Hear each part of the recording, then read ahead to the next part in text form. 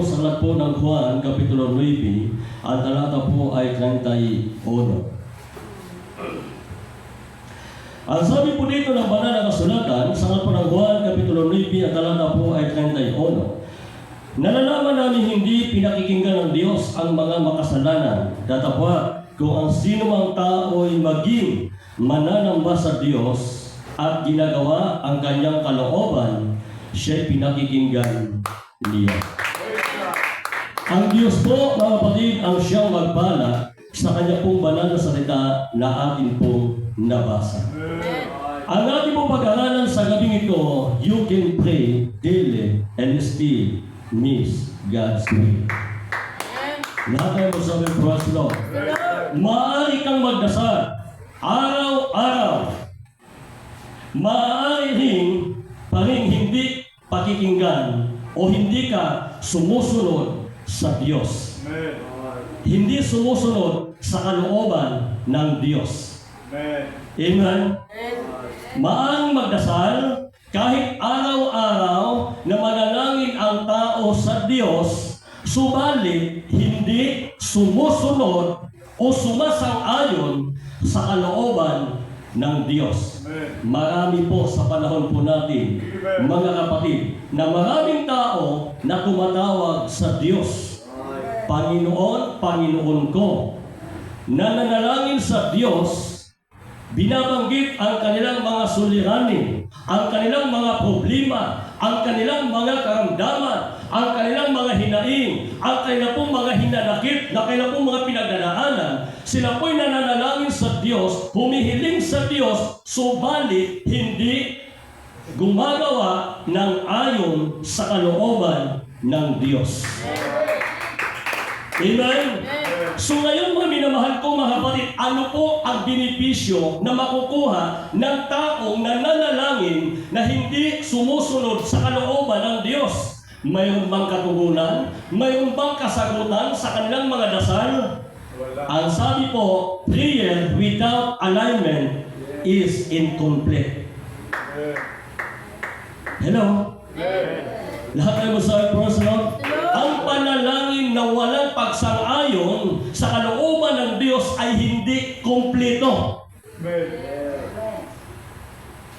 Ano ba yung ibig sabihin? Pag sinabing hindi kumpleto, hindi buo.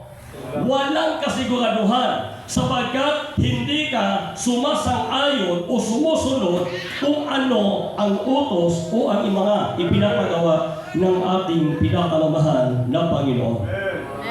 Amen?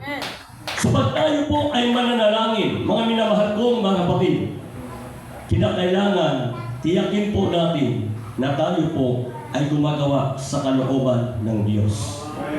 Sapagkat marami po mga taong nananalangin, mga kapatid, na hindi nila ginagawa ang kalooban ng Diyos.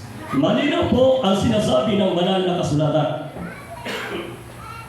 Ang sabi po ng banal na kasulatan, mga kapatid, ang sabi diyan, nalalaman namin hindi pinakikinggan ng Diyos ang mga makasalanan. Ayan. Malinaw po yan. Tama? Pag ang isang makasalanan na hindi nagsisisi sa kanyang kasalanan, kahit sabihin man natin Kristiyano, kahit sabihin man natin mananampalataya, kahit sabihin man natin every Sunday na sa gawain ng Diyos, subalit gumagawa ng kasalanan, kapatid, ang sabi ng banal na kasulatan, papaano pakikinggan ng Diyos yung inyong dasal? Papaano ba mapapakinggan ng Diyos yung ating mga pananalangin? Kasi ho, iniisip ng iba, mga minamahal ko mga kapatid, desire is not direction. Lahat tayo magsabi, praise the Lord. Dahil ang iniisip ng iba, yun yung desire ng puso ko. Subalit, tiyak ka ba, mga minamahal ko ba, na yun talaga yung tama? Yun talaga yung patutunguhan. Lahat tayo magsabing amen. Ang pagnanais ay hindi katumbas ng direksyon. Sapagat yung direksyon, mga kapatid ko, dapat ito po ay nakabase sa kalooban ng ating pinakamamahal na Diyos. Kapag ito nakabase sa kalooban ng Diyos, isang tiyak na bagay, mga kapatid ko, tama yung pinili mong desisyon. Amen? Tama yung pinili mong direksyon. Lahat tayo magsabing amen.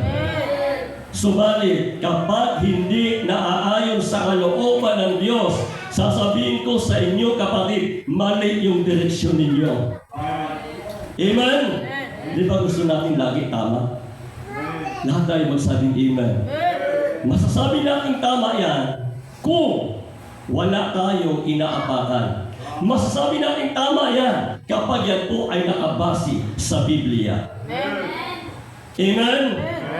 Kaya pag nagdasal tayo sa mahal na Panginoon, Lord, i-guide mo ako.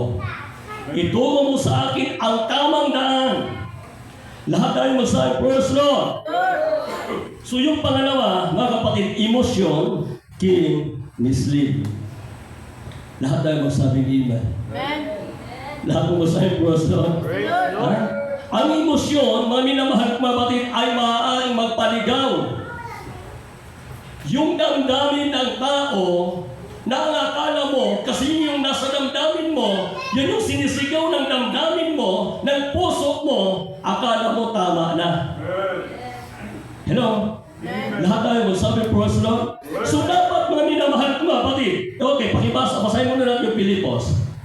Sabi niya, ang sabi niya, mga minamahal mga kapatid, sapagkat ang Diyos ay gumagawa sa inyo, maging sa pagnanasa at paggawa ayon sa kanyang kalooban. Diyos ang magbibigay ng pagnanais, pagnanasa. So ngayon, yung pagnanasa na mayroon ka, kung makamundong pagnanasa, hindi maka-Diyos na pagnanasa, hindi maka-Diyos na pagnanais, nako, magsisi tayo.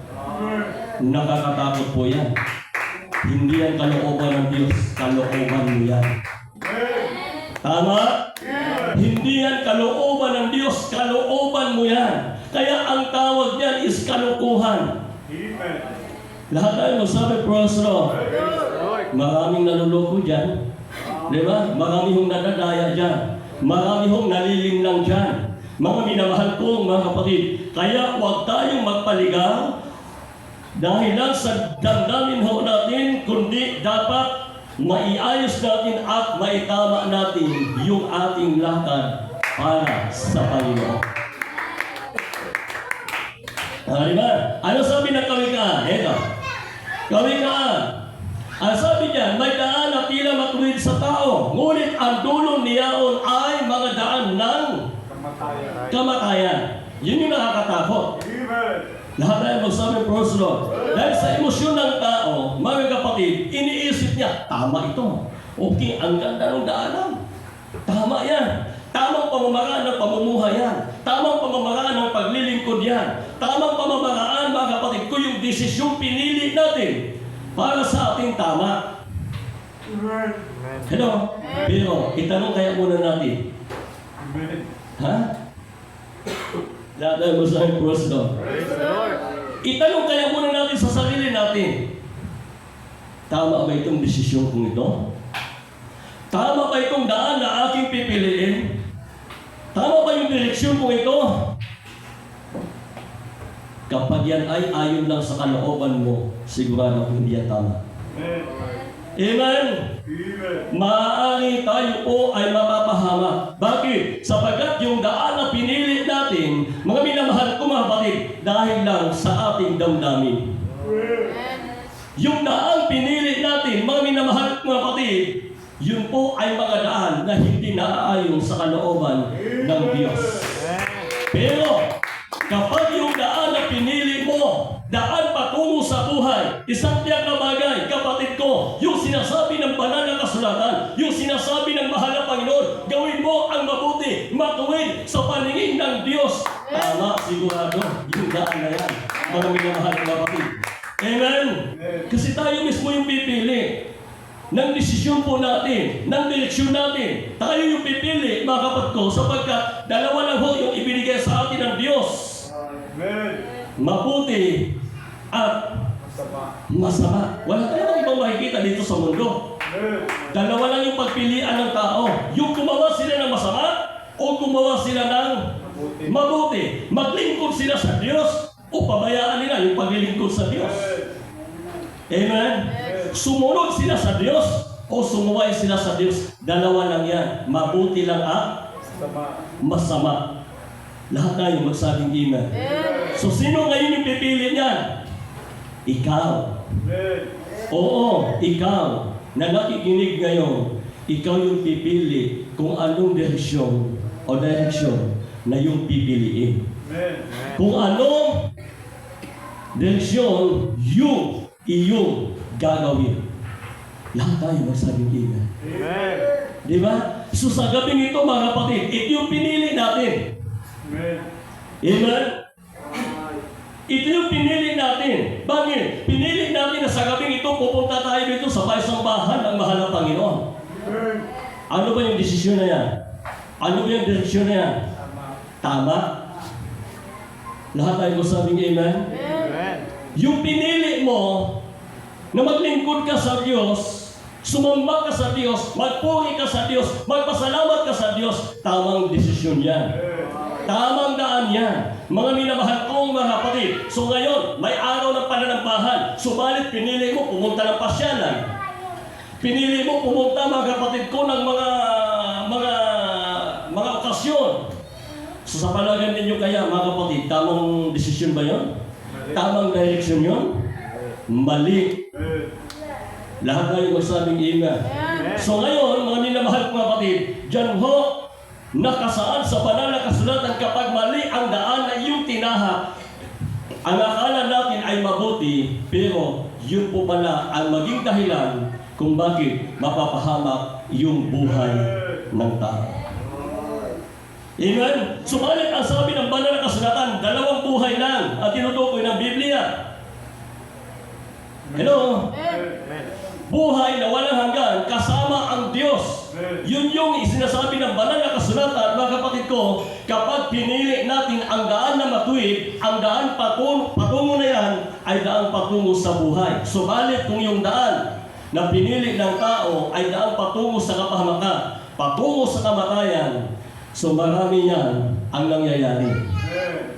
Minsan nangyayari sa kakilala mo, minsan nangyayari sa mga kaibigan mo, minsan nangyari mga kapatid sa mga taong hindi mo rin kilala, na sila ay napapahama dahil sa maling desisyon na kanya ho ginawa. Lahat tayo magsabing amen. Subalit sila, maintindihan natin yun. Dahil hindi sila katulad mo. Hindi natin sila katulad. Amen? Subalit, kung ang isang Kristiyano gumawa ng mga ganong bagay, Kristiyano ka na, mananampalataya ka na, gawin mo pa yung hindi ayon sa kalooban ng Diyos, hindi ka maiintindihan ng mga espiritual. Tama? Kaya nga sabi nila, kapag ang espiritual makisama sa karnal, sigurado mahahawa ka. Kaya piliin natin yung mga kasama natin. Spiritual ba yan? Pag spiritual yan, okay. Lahat tayo masabi, praise Lord. Subalit, kapag ang spiritual makisama sa karnal, nako, patay kang bata ka. Okay lang kung yung karnal makisama sa spiritual, maaari mo pa siyang maakay. Amen? Pero kapag ikaw na spiritual, makisama ka doon sa karnal, siyempre sasang-ayon ka doon sa kanya eh. Di ba? You know? Kaya hindi po pwede na ang spiritual makisama sa karnal. Sabagat sigurado ako, mahahawa ka. Ikaw yung aakayin. Ikaw yung uupiran ngayon, mga kapatid ko, ng bagay na hindi mo gusto. Kaya marami ang nagdadasal yan. Lord, ilayo mo sa akin ang tukso. Di ba? Pero lapit naman. Lahat tayo mo sa Lord. Tukso ka sa! Pero siya yung lumalapit sa tukso. As in ang bayo. Hello? Nakukuha ko natin mga minamahal ko mga kapatid. Kahit anong dasal yung gagawin mo, kung ikaw lapit ka man ng lapit, kahit ikasaut mo pa lahat ng mga tukso, Kung lapit ka naman ng lapit, hindi mawawala yan. Wala ka. Di ba? Kaya mali nga yung kanta na, o tukso, layuan mo ako. Mali yun. Amen. Ang tama, o tukso, lalayo ako. Amen. Ha? Ikaw yung dapat iiwas sa tukso. Ikaw yung lalayo sa tukso. Dahil hanggat buhay ka, lalapit at lalapit sa iyo yung tukso. Hindi ka lalayuan yan. Amen. Amen? Ikaw yung lalapitan. Lahat tayo magsabing amen. Amen. Parang masasabi mong pinakikinggan ng Diyos yung dasal mo, ikaw mismo yung lalayo sa tukso. Amen. Lahat tayo magsabing first Lord. Praise the Lord. Ano nga yung sinabi doon sa ating unang binasa kanina? Juan. Nalalaman namin hindi pinakikinggan ng Diyos ang mga makasalanan. At ang sabi diyan, mga minamahal ko mga kapatid, di ba, sino dito yung hindi makasalanan sa atin? Taas yung pa. Oh, nako. Ha? Eh, paano pakikinggan ng Diyos yung dasal natin? Di ba? Makasalanan. Ang sabi ng banal na kasulatan, nalalaman namin hindi pinakikinggan ng Diyos ang mga makasalanan. So, sino yung nakakaalam? Tayo, na mga binigyan ng kahulungang makalangit, itinuro sa atin ang tama at mali, at ipinaunawa sa atin ang bagay na ayon sa kalooban ng Diyos. Ikaw yung nakakaalam kung pakikinggan ng Diyos yung iyong panalangin. Kung pakikinggan ng Diyos ang pananalangin ng mga kakilala mo, ng mga kaibigan mo. Amen? Sino nakakaalam? Yung mga nagsisisi at tinalikuran ang kanilang mga masasamang lakad. Lahat tayo magsabing amen. Sino yun? Tayo. Sino yun? Tayo. Okay, ito ang sasagot, mga minamahal mga kapatid. Datapwat kung ang sino mang tao'y maging mananamba sa Diyos at ginagawa ang kanyang kalooban, siya'y Pinakikinggan. pinakikinggan ng Diyos. Lahat tayo magsabing amen.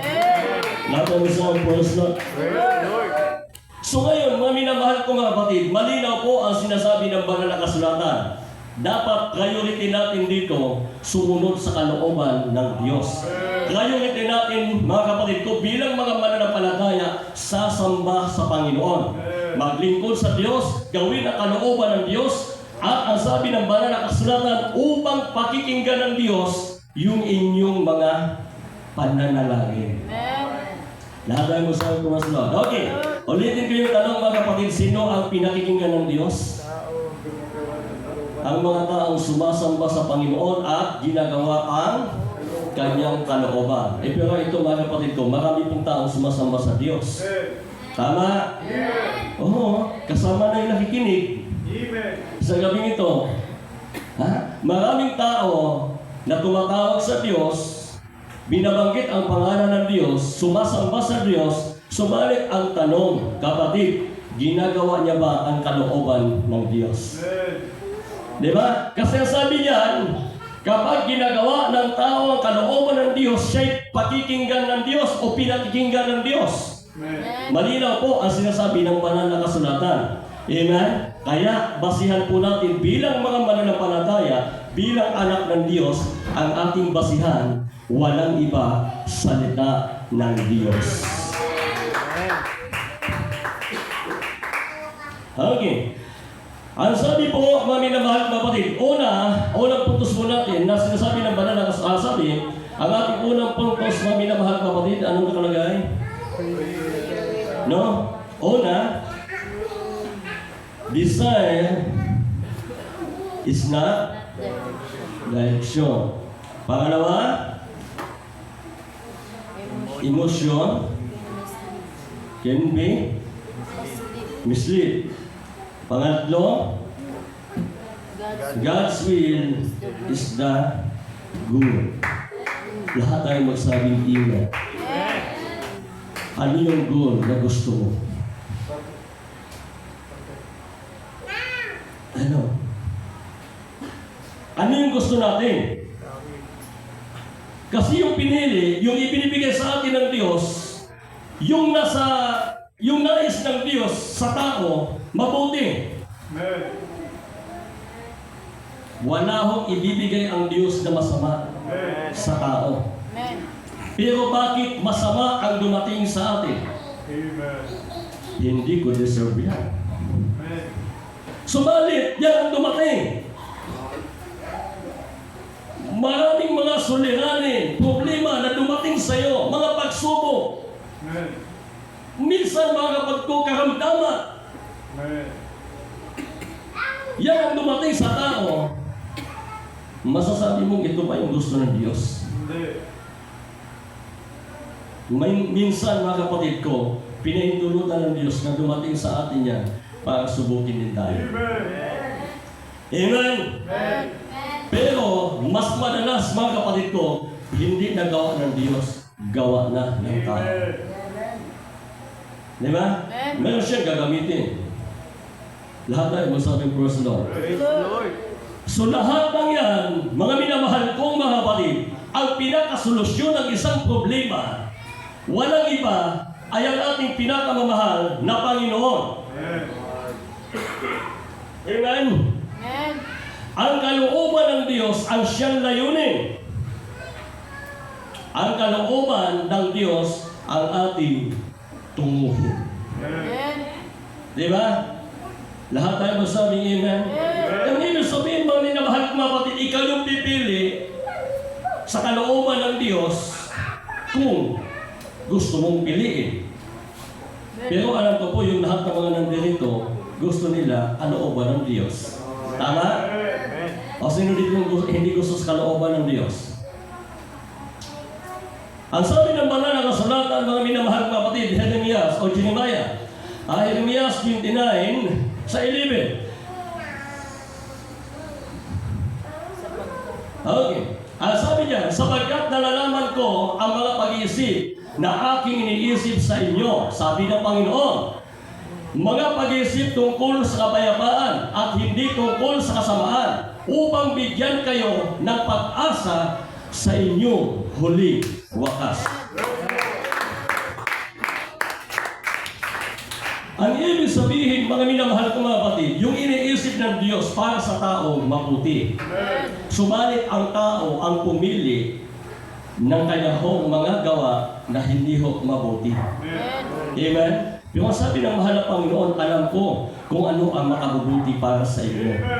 Alam ng Diyos ang ibibigay niya para sa inyo. Ibibigay niya. Ano yung ibibigay niya? Mga kapatid, pag-iisip tungkol sa kapayapaan. Magkakaroon ka ngayon ng kapayapaan. Pero bakit madalas wala kang kapayapaan?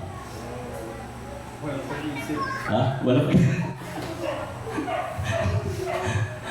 Natin mo sa Lord. Ha? Bakit minsan magulo yung isip natin? Samantalang ang linaw-linaw na sinasabi ng banal na kasulatan, ang ibibigay ng Diyos kapayapaan at hindi tungkol sa kasamaan. Amen. Kapayapaan ang ibibigay ng Diyos. Amen. Hindi para mapasama ka. Amen. Tama. Ha? Kasamaan. Amen. Subalit madalas mga kapatid, ito yung dumarating sa atin. Amen. Amen? Kaya minsan nga yung ibang mananampalataya, nagtatampo ka sa Diyos eh. Di ba Lord, sabi mo, kapayapaan yung ibibigay mo sa akin. Eh, pero bakit puro ito kaguluhan?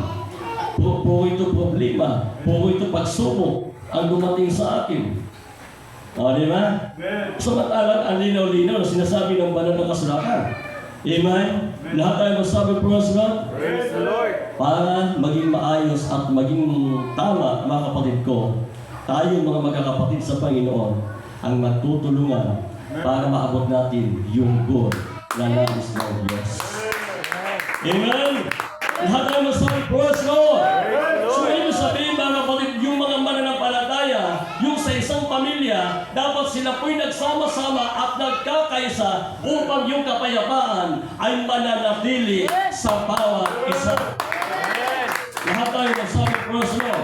So, ibig sabihin, nandoon yung pag-uunawaan, nandoon yung pag-iintindihan, wala doon yung pagmamalaki at pagmamataas sapagkat yun po ay palatandaan na mayroon kang pride. Amen. So ngayon, nais natin ng kapayapaan. Tangkilikin natin salita ng Diyos. Yung sinabi ng mahal na Panginoon, magkaroon ka ng kapayapaan. Dapat ikaw yung pinagmumulan ng kapayapaan, hindi kaguluhan.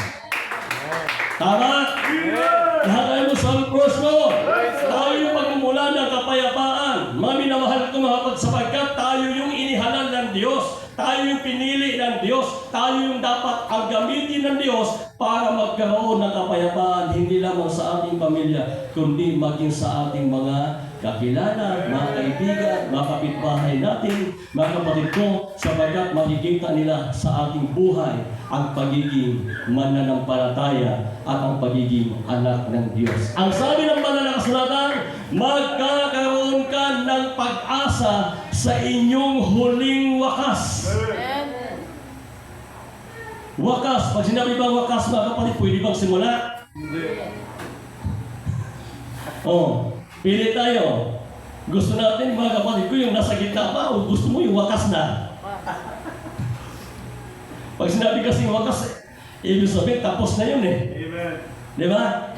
Magkakaroon tayo ng huli. Magkakaroon tayo ng pag-asa sa ating huling wakas. Ibig sabihin, hindi nagiging sayang o hindi magiging sayang yung inyong sinimula sa paglilingkod sa Panginoon. Amen? Sabagat, alam niyo ho, mga kapatid, marami pong nagsisimula sa mabuti, tinapos nila sa masama. Amen. Di ba? Amen. Ito yung huwag ninyong kalimutan. Maraming nagsimula, ang ganda ng kanilang lakad, ang ganda ng kanilang paglilingkod sa Panginoon. Pero, nung dumating na, mga kapatid ko, malapit na sa dulo, hindi na maganda. Hindi na maayos yung pamamaraan ng kanilang paglilingkod. Hindi na maayos yung kanilang relasyon. Hindi na maayos, mga kapatid ko, yung kanyang mga pag-uugali. Hindi na maayos yung kanyang mga pananalita. Amen.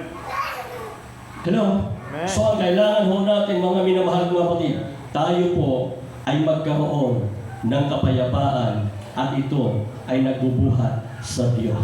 Ang sabi ng banal na kasulatan, magpakumbaba ka, ikaw naman ay kanya itataas. Lahat tayo magsabing Amen. Lahat tayo magsabing Praise Lord. So ang kailangan po natin, mga minamahal ko mga kapatid, walang iba na sundin ng tao, dapat yung kalooban ng Diyos o layunin ng Diyos ang siyang tunguhin ng isang mananampalataya. Amen. Sapagat ang nais ng Diyos, ayaw niya mapahamak tayo. Ayaw niya mapaliwara ka. Ayaw niyang matulad ka doon sa iba na walang kasiguraduhan, walang katiyakan. Mga minamahal ko mga kapatid, so ang gusto ng Diyos, tama yung mga pipiliin mo, yung mga desisyon mo. Katulad mga kapatid ko noong panahon na ako po'y pumasok bilang isang manggagawa, ang sabi nila sa akin, Brad, isipin mo ng maka5,000 business bago mo pasukin ang pagiging manggagawa. Amen. Ilan yun? 5,000 beses. Ganon mo, mga minamahal ko mga kapatid ka. Daming iisip-isipin mo. Yung naisip ko, isa lang naman eh. Hindi nga ako umabot sa 10 eh. Amen. Lahat tayo masabi, Praise Lord. Praise the Lord. Isa na yung pinili ko. Mga minamahal mga kapatid, ipagpapatuloy ko to. Amen. Ang sabi pa ng isang manggagawa, Brad, bigyan kita ng 1,000. Uwi ka na, pamasahe mo. Maya-maya, sabay bawi. Ay, wag na lang. Baka pagdating dyan sa labas, magbisyo ka pa. Maging partaker pa ako niyan. Di ba? Amen. Lahat ng masahe, Praise the Lord. Praise the Lord. Ganon din yan sa buhay. Amen. Ang akala natin, mga minamahal na kapatid, okay na. Pero ang sabi ng banal na kasulatan, piliin natin ang tama, mabuti. Mga minamahal ko, mga kapatid, sapagkat yun yung nais ng ating pinakamamahal na Panginoong Diyos. Lahat tayo magsabi, Praise Lord. Praise the Lord. Medyo hahaba tayo, mga minamahal ko, mga kapatid. Okay, tanong na lang tayo dito, mga kapatid, sa city. Ang sabi dito ng banal na kasulatan, mga kapatid ko, sa pagpito, na puntos po natin, ang katotohanan ang dapat magdikta sa inyong pagnanais, hindi ang iyong damdamin. Amen. Ano sabi niyan? Truth? Mas. Sige? Mas. Not emotion. Amen. Lahat tayo magsabi, praise Lord. Praise the Lord. So ang ibig sabihin, mga minamahal ko, mga kapatid, dapat ang magdidikta sa atin, walang iba, mga minamahal ko, mga kapatid, ay ang ating pinakamamahal na Panginoon. Hello? Gusto ba natin na ang Diyos ang magdikta sa atin? Amen. Gusto ba natin na ang Diyos ang magagay sa atin? Ang Diyos ang gagabay sa atin? So mag-aral kayo lagi ng salita ng Diyos. Amen. Di ba? Kasi pag salita ng Diyos yung lagi nating inaaral, isang kakabagay, ipapaunawa sa iyo ng Diyos ang mabuti at ang masarap. Amen? So, huling talata, mga kapatid ko natin pong bubuksan sa Roma, Kapitulo 12, ang talata po ay 1. Ang sabi diyan, kaya nga mga kapatid, ipinamamani ko sa inyo, alang-alang sa mga kahabagan ng Diyos. Okay, ano sabi? Alang-alang sa mga kahabagan ng Diyos na inyong iharap ang inyong mga katawan na isang haing buhay, banal, na kaaya-aya sa Diyos na siya ninyong katampatang pagsamba. At huwag kayong magsiayon sa sanlibutan ito, kundi mag-iba kayo sa pamagitan ng pagbabago ng inyong pag-iisip upang mapatunayan ninyo kung alin ang mabuti at kaaya-aya at lubos na kalooban ng Diyos. Lahat tayo magsabing praise Lord. Ang sabi mga minamahal ko kapatid, true prayer aligns with God's will, not just desire. Hello? Amen. Ang tunay na panalangin ay naayon sa kalooban ng Diyos at hindi ayon sa iyong gusto. Amen. Hindi ayon sa iyong nais. Amen. Lahat ay sa praise Lord. Ang tunay na pananalangin o manalangin ay naayon sa kalooban ng Diyos, hindi lamang sa sariling pagnanais. Ano ba yung gusto natin? Kalooban ng Diyos o sarili natin? Kalooban ng Diyos. Kasi pag kalooban ng Diyos siya, mga kapatid ko, kahit ayaw mo, dahil kalooban ng Diyos, yun ang ibibigay sa'yo. Amen? Hello? Kasi marami sa atin pili ng pili. Amen. Dumating sila doon sa pinilian. Lahat ay masabi, praise the Lord. Di ba? Ito kasi yung gusto ko eh. Ito yung will ng Diyos. Nako, mag-fasting ka muna ng 40 days. Kung kalooban talaga ng Diyos yan. Ha? Palapakan mo na natin ang ating pinakamamahal na Panginoon. Lahat ay masabi, praise the Lord. Pag kalooban ng Diyos, mga kapatid ko, payapa ka, wala kang problema, wala kang iingahing pagsubok sapagkat yun yung layunin at kalooban ng Diyos. Tama, yung sinasabi nila, mga kapatid ko, dapat naglingkod ka na sa Diyos, hindi magiging madali ang buhay. Subalit sa mga desisyon na pipiliin natin, mga kapatid ko, ito ba'y naaayon sa kalooban ng Diyos? Kapag ayon sa kalooban ng Diyos yan, tama yan, mga minamahal kapatid, at hindi ka sumalungat. Sino dito nakita ng tubig? Yung sapa. Nakita ka ng sapa? Di ba subukan ninyong salungatin?